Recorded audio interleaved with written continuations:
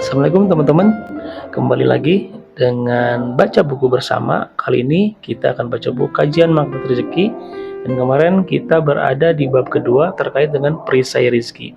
Nah, kali ini masih di bab kedua karena ada beberapa pembahasan yang belum kita selesaikan kemarin, ya lumayan cukup panjang. Nah, kita mulai saja. Bismillahirrahmanirrahim. Ternyata cara yang dapat kita lakukan untuk membuka perisai rezeki, misalkan bongkar hutang, ya bagaimana caranya supaya hutang kita bisa lunas dengan cepat? Caranya adalah dengan menggunakan konsep law of projection, yang dibahas di kajian Magnet Rezeki. Formula sederhananya laptop, proyektor, layar. Nah, pastinya Anda sudah tahu bahwa yang terlihat di laptop dan di layar itu sama. Jika saya pencet tombol spasi, maka akan muncul hal yang sama di proyektor. Konsep kerjanya, si proyektor terus-menerus memancarkan cahaya sampai yang ada di laptop dan di layar persis sama. Nah, nasib kita seperti layar dan proyektornya sudah Allah berikan, yaitu otak. Otak akan memancarkan energi setiap saat, setiap hingga 60.000 kali ya, setiap hari. Laptop adalah pikiran kita, ya tidak kelihatan. Semua yang kita pikirkan secara berulang-ulang, entah baik atau tidak, akan menjadi nasib kita. Karena dari pikiran itulah muncul kata-kata. Dan kata-kata adalah sebagian dari doa. Layarnya adalah nasib kita. Jadi selama kita memproyeksikan hutang-hutang, maka yang akan muncul, yang terlihat di layar adalah hutang terus. Sampai kapanpun, orang yang berpikir seperti itu tidak akan pernah lunas hutang-hutangnya, bahkan hingga meninggal dunia. Alhamdulillah. Kenapa? Karena pikirannya diliputi kata hutang. Di pikirannya selalu muncul cicilan motor belum lunas, cicilan mobil belum lunas, cicilan rumah KPR belum lunas, dan lain-lain. Akhirnya, sampai kapanpun meski hutangnya sudah lunas, dia akan terus berhutang lagi. Terus dia akan berhutang sampai akhirnya meninggal dunia. Masih menagih hutang kepada orang lain. Naudzubillah. Yang kita coba bahas di sini, kita menggunakan konsep law of projection. Jadi gampang diaplikasikan dalam waktu singkat. Dalam waktu sedetik bahkan. Wow. Saya bisa mengatakan bahwa utang-utang Anda bisa lunas. Bagaimana caranya? Nah, sebelum melanjutkan pembahasan ini, saya cerita dulu sedikit. Waktu itu ada seorang jemaah yang curhat kepada saya. Ya, jemaah satu contoh, Ustadz, hidup saya hancur gara-gara hutang. Kemudian jawaban saya, wow, keren. Jemaah, kok keren sih Ustadz? Ya iyalah keren. Proyeksi di pikiran si jemaah adalah hancur. Proyeksi di pikiran saya adalah keren. Jemaah, hidup saya hancur karena banyak hutang. Saya, wah dahsyat. Jemaah, kok dahsyat sih Ustadz? Proyeksi di pikiran jemaah adalah hutang. Proyeksi di pikiran saya adalah dahsyat. Respon yang diberikan itu berbeda ya. Lagi, jemaah, hutang saya 200 juta. Saya bilang, keren banget dan luar biasa. Jemaah, kok luar biasa sih Ustadz? Saya, gini loh, zaman sekarang dipinjamkan uang 1 juta aja nggak gampang. Itu kamu dipinjamkan sampai 200 juta, berarti kamu itu orang yang amanah ya. Jemaah, iya juga ya Ustaz. Jawaban saya, iya dong. Kamu sudah tidak punya hutang lagi sebenarnya. Yang kamu punya adalah amanah.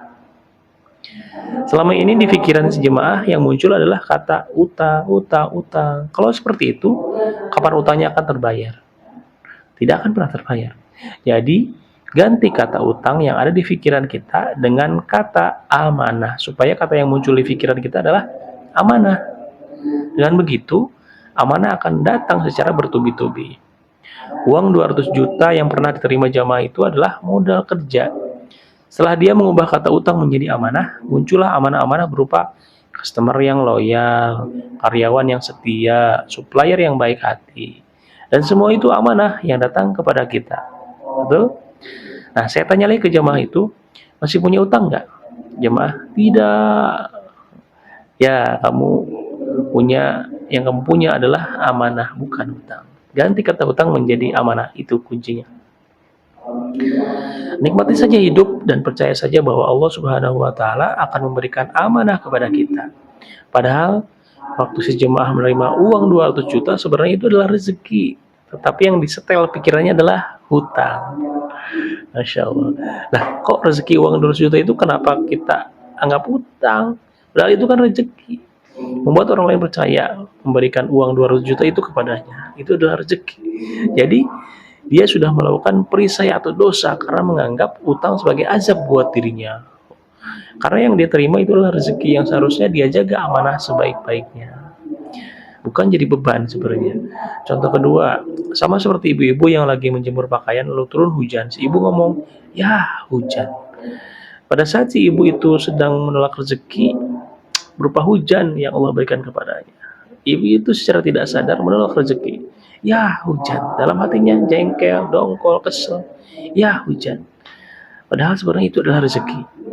Contoh ketiga, di kantong celana kanan saya ada permen, tapi bungkusnya sudah nggak ada dan sudah bercampur dengan benang-benang. Saya berikan kepada Anda. Ada yang menerima permen tanpa bungkus seperti itu? Tentu saja tidak ada. Ternyata di kantong celana kiri, saya ada juga permen, masih ada bungkusnya, masih rapi dan masih enak rasanya. Saya berikan kepada Anda. Ada yang mau permen itu? Ya, tentu saja ada yang mau menerimanya. Anda mengambil permen itu, lalu bungkusnya dibuang. Wah, sakit hati dong bagi yang memberi ya. Apa sih sebenarnya mau Anda? Tadi saya kasih permen yang sudah tidak ada bungkusnya dan tinggal makan, Anda tidak mau. Anda maunya permen yang ada pembungkusnya. Dan itu pun setelah dibuka, dibuang pembungkusnya. Nah, makna dari cerita ini adalah Anda maunya permen yang bersih. Nah, begitu pula Allah memberi kita rezeki dengan cara seperti itu. Allah kasih ke hambanya bungkusnya dulu, baru kemudian isinya. Bungkus permen itu namanya musibah, ujian, cobaan, dan masalah-masalah atau hal-hal yang tidak kita butuhkan pada saat itu. Untuk itu, jika ingin mendapatkan isi atau rezeki dari Allah, yang kita lakukan adalah membuang bungkusnya, membuang masalah, membuang perisai kita. Namun itulah yang sering kita lakukan setiap hari. Allah turunkan rezeki berupa hujan. Pas kita lagi menjemur pakaian, kita mengeluh, ya hujan. Hati-hati. Keluhan kita mengusir rezeki ya dari malaikat Mikail yang sedang membagi-bagikan rezeki untuk manusia di bumi. Hampir setiap hari malaikat Mikail turun ke bumi membagi-bagikan rezeki. Tetapi yang diberikannya kepada kita adalah bungkus, bukan isinya. Nah, kalau kita tidak mau menerima bungkusnya, malaikat pun segera pergi. Artinya kita tidak mendapatkan rezeki yang hendak diberikan. Nah, barang siapa yang mau Allah kasih rezeki, maka Allah kasih musibah terlebih dahulu. Dikasih bungkusnya terlebih dahulu. Nah, kita selama ini tidak tahu kan, kita selalu mengeluh, mengumpat dan tidak menyukai ujian, cobaan dan masalah. Itu sama artinya kita menolak rezeki dari Allah Subhanahu wa taala. So, teman-teman, mulai rubah pola pikir kita bahwa kata-kata yang kita keluarkan adalah doa dan itu adalah cerminan dari diri kita, dan kita bisa jadi doa kata-kata atau doa yang kita ucapkan itu adalah nasib kita ke depannya. Maka mulai hari ini gunakan kata-kata yang baik, gunakan kata-kata yang akan jadi sukses ke depannya. Oke, itu di bab kedua terkait dengan perisai rezeki. Kita akan lanjut berikutnya konsep dasar magnet rezeki di pertemuan berikutnya. Terima kasih, semoga informasi ini bermanfaat.